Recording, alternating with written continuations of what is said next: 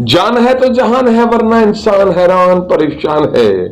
मैं राजेंद्र रैना स्पेशल से हाजिर हूँ care and cure homeopathic clinic. दरअसल यह क्लिनिक टाड़ा में सरकारी स्कूल रोड पर स्थित है। इस care and cure homeopathic clinic की संचालिका है डॉक्टर शिवानी राणा। दरअसल शिवानी राणा हर रोग का इलाज बड़े बेहतर ढंग से कर रही हैं। यही वजह है कि मरीजों की संख्या निरंतर बढ़ रही है। और जानते हैं हम डॉक्टर शिवानी राणा से कि हम एलोपैथी छोड़ होम्योपैथी को क्यों अपनाएं, क्योंकि इस युग में एलोपैथी का दौर है। लेकिन डॉक्टर शिवानी राणा का दावा है कि होम्योपैथी बेहतर है, इसलिए हमें होम्योपैथिक तरफ आना चाहिए, क्योंकि इससे हर रोग का इलाज बड़े ही बेहतर ढंग से किया जा सकता है। आओ जानते हैं होम्योपैथी की कामयाबी की कहानी डॉक्टर शिवानी राणा की जुबानी।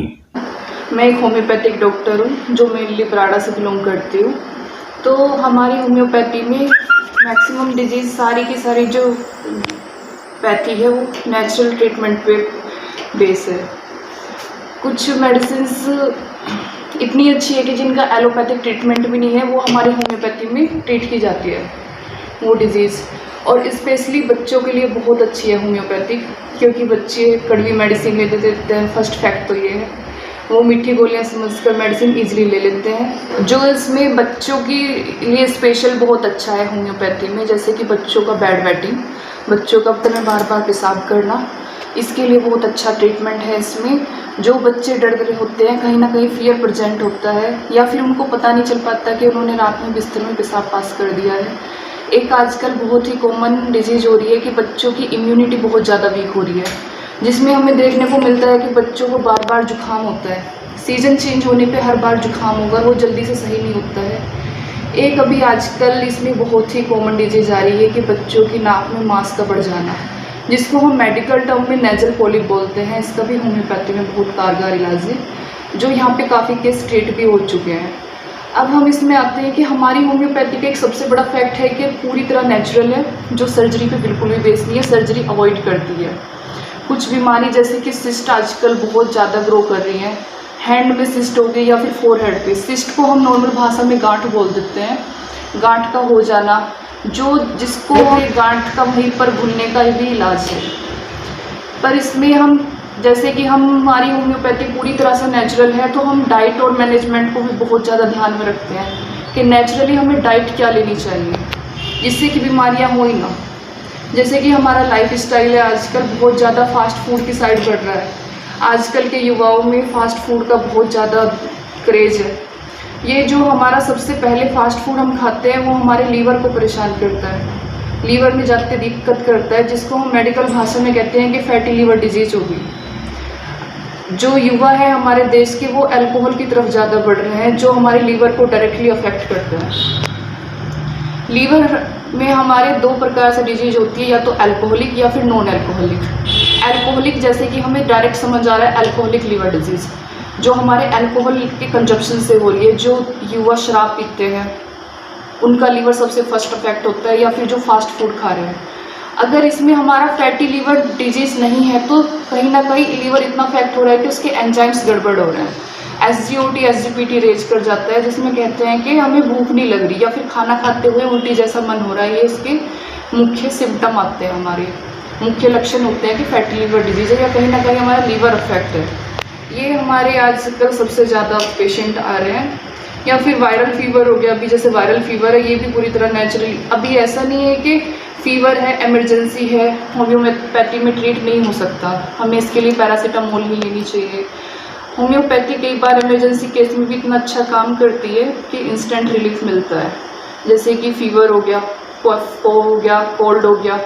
कई बार ऐसा होता है कि कोल्ड होना स्टार्ट हुआ, गला दर्द कर रहा है, कोल्ड साइड हो गया है, पर गला वैसे ही दर्द कर रहा है जैसा कोल्ड होने से पहले कर रहा था। ये सिम्टम बाद में भी रह जाता है, काफ़ी दिन तक रह जाता है, इसके लिए भी होम्योपैथी में है। एक अभी कोरोना के बाद से कुछ सिम्टम आना स्टार्ट हुए हैं कि कुछ पेशेंट की सूंघने की अक्षमता ही खत्म हो गई है। सुनने की क्षमता, सूंघने की सूंघने की मतलब हाँ जी, सूंघने की। ओल्फैक्टरी नर्व, नोज में ओल्फैक्टरी नर्व होती है, कहीं ना कहीं वो अफेक्ट हो गई है, ओल्फैक्शन की अक्षमता खत्म हो गई है। पेशेंट को किसी भी प्रकार की सूंघ नहीं आ रही है, ना खाने से आ रही है, ना कोई पर्टिकुलर स्मेल आ रही है। टेस्ट चला गया है, टेस्ट लॉस हो गया। हाँ जी, कि मतलब खाने का टेस्ट भी नहीं आ रहा है, खाने की खुशबू भी नहीं आ रही है। देखने में सुनने में अजीब लगता है ये सिम्टम, बट होम्योपैथी में एक एक सिम्टम की बहुत बड़ी इंपॉर्टेंस है, क्योंकि हर एक सिम्टम पर हमारी मेडिसिन चेंज हो जाती है जी।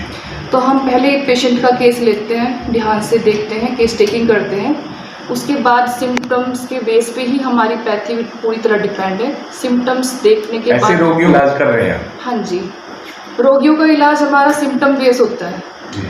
हमारे यहाँ पे एक पर्टिकुलर डिजीज़ की 100 से ज़्यादा दवाइयाँ होती है। जो पेशेंट जितना अच्छे से सिम्टम्स देगा उस सिम्टम्स पे उतनी ही अच्छी दवाई मिल जाती है। अभी जैसे कि जो हमारे देश में फ़ोन का क्रेज हो गया कि जो पर्सन्स हैं वो आपस में टॉक ना करके अपने फ़ोन में लगे रहते हैं, जिसका सबसे बड़ा साइड इफ़ेक्ट क्या आ रहा है कि पेशेंट एंजाइटी से सफ़र कर रहे हैं, डिप्रेशन की ओर बढ़ते जा रहे हैं। डिप्रेशन की ओर बढ़ते जा रहे हैं।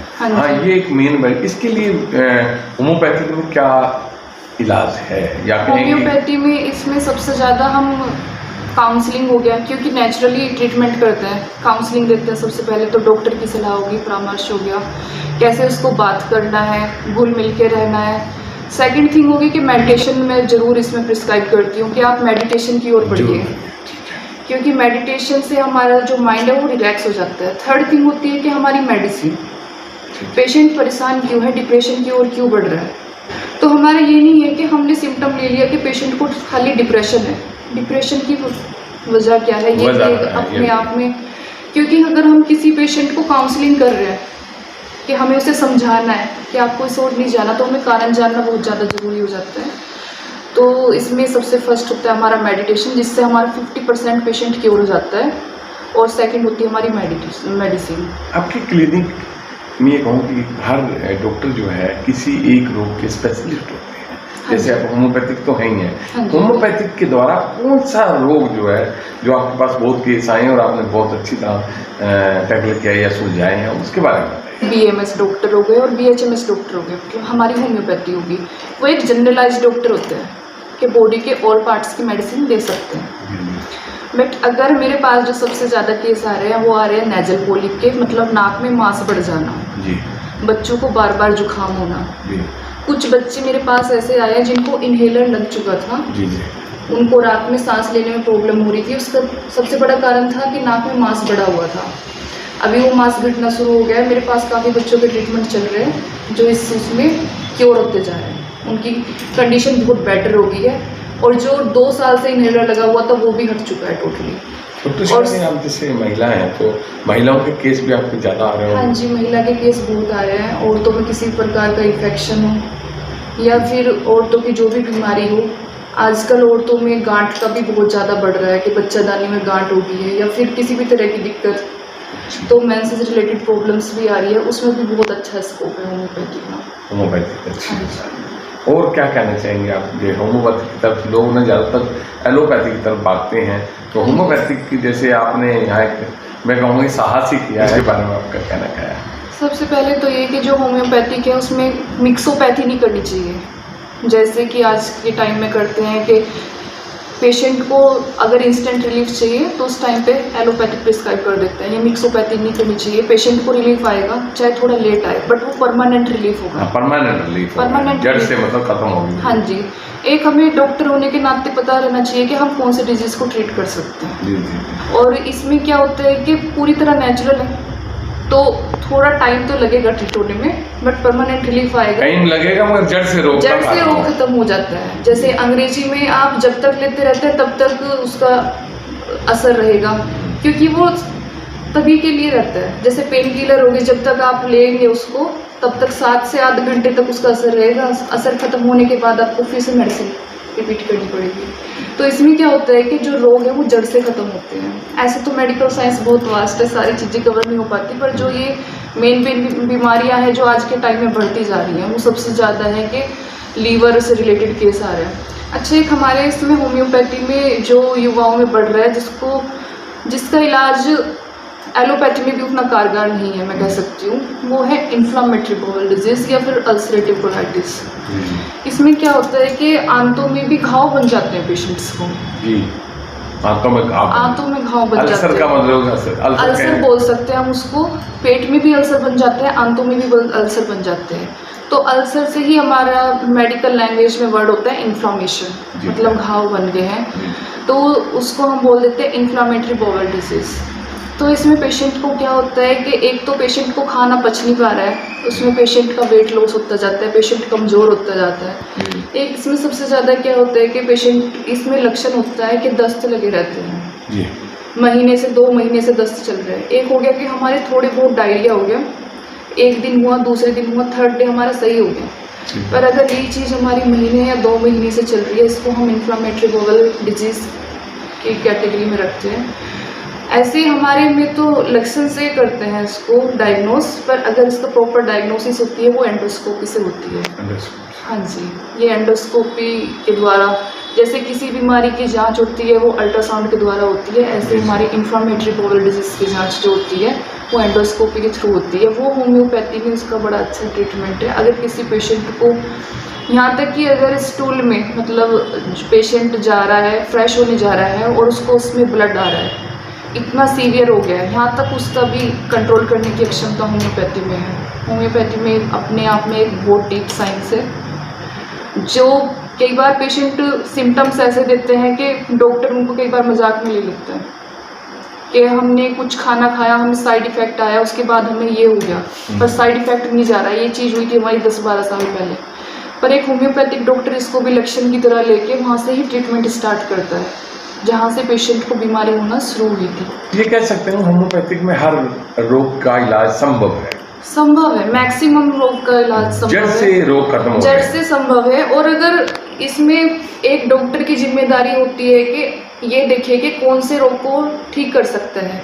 कुछ केस ऐसे होते हैं कि पेशेंट शॉक की कंडीशन में जा रहा है, ब्लड लॉस ज़्यादा हो गया है, वहाँ पे हम खुद इमरजेंसी के लिए प्रिस्क्राइब कर देते हैं कि नहीं, हम ये केस ट्रीट नहीं कर सकते, हम इसको इमरजेंसी में रेफर कर देते हैं।